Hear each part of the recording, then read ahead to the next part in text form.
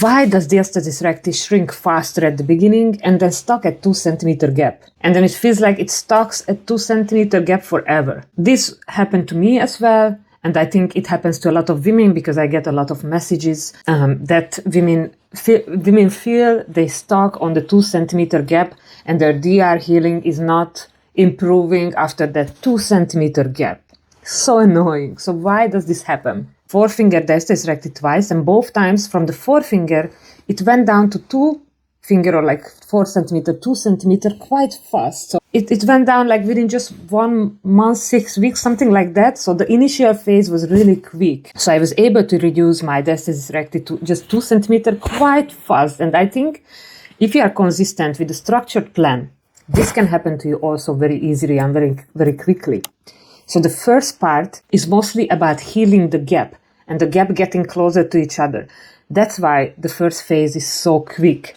But there are some things that may slow down your healing as well, especially after the initial healing phase. What makes you feel like stuck? And so what is that you can actually do to speed up the healing process and this phase, closing the gap for the remaining part of the healing, for the remaining 2 centimeter? First of all, the initial phase of the healing is mostly about closing the gap. So that's why you go so much faster, because it's about the muscle closing together, the rectus abdominis muscle.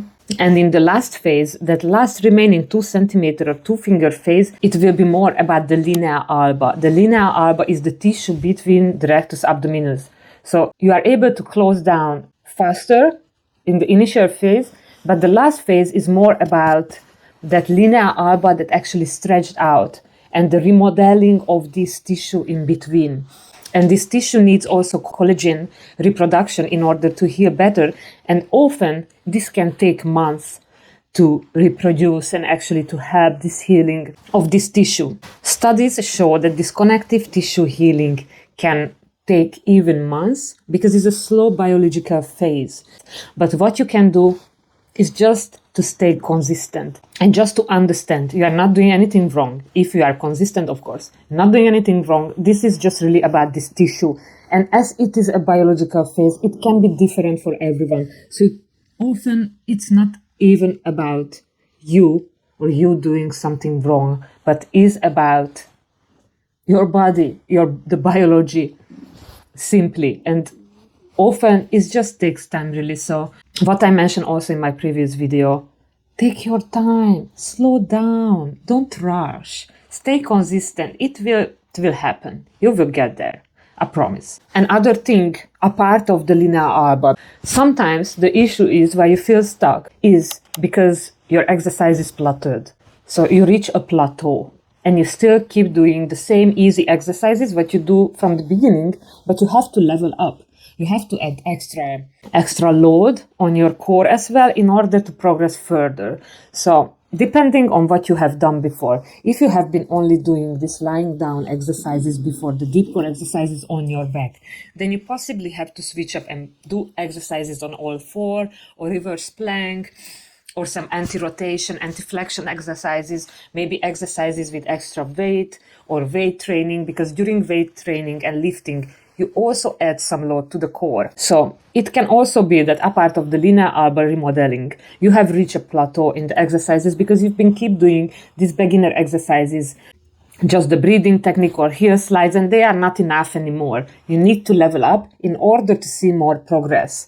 And I think this what happened to me, because as soon as I leveled up, after like a month, I saw that remaining 1 or 2 centimeter close as well. So for me, this was it, that I actually reached the plateau in my exercises, because I've been doing the same easy ones too long.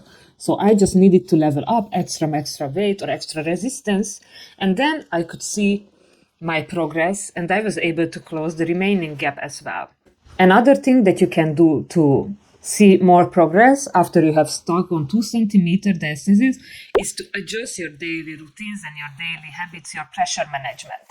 Because maybe you have a pressure mismanagement. Maybe you are not managing the pressure correctly. And if you are putting just still extra pressure and you're starting too early on, maybe you have started too early on with the planks or crunches or other exercises that are making it a little bit worse.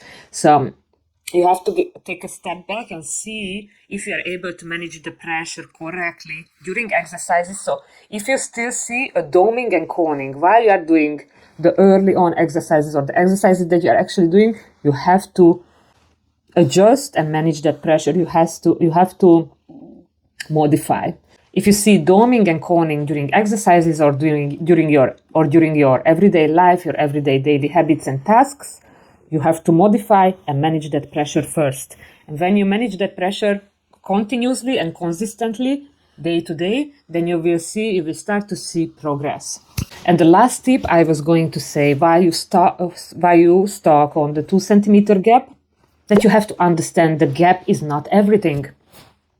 You may have a 2 centimeter gap still, or 1.5, or something like that, but your core might be functioning already. So the gap is also not everything. What is more important? If that squishiness in the midsection is gone. So if you have a good functioning core, the gap closing will follow if you follow the other tips I have mentioned to you, or by consistency, it will actually close. The most important part is to have a functioning core. If your core is back, is strong again, is functioning well, you are able to manage the pressure, you can control the pressure during your everyday life and during workout, that's more important than having a little gap still persisting for a while. So you just have to see, I still have a gap, but do I have still that depth? When you check your diastasis recti again, when you have that depth and you are able to put deeply your fingers down and it's really squishy and soft, that means your core is still weak, is not functioning well. But if that is gone and instead you feel more firmness, you feel it harder, it's firm, that means your core is already functioning.